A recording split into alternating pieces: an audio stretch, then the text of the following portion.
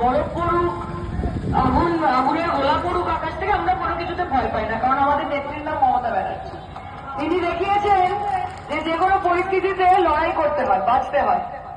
আমরা কি বলি মা? আমরা বলি লড়াই লড়াই লড়াই চাই, লড়াই করে বাঁচতে চাই।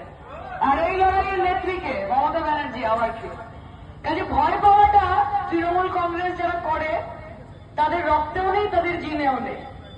যদিও অনেক ভয় দেখানোর চেষ্টা করা হয় আমাদেরকে, ইডি দিয়ে, সিবিআই দিয়ে, আইটি দিয়ে।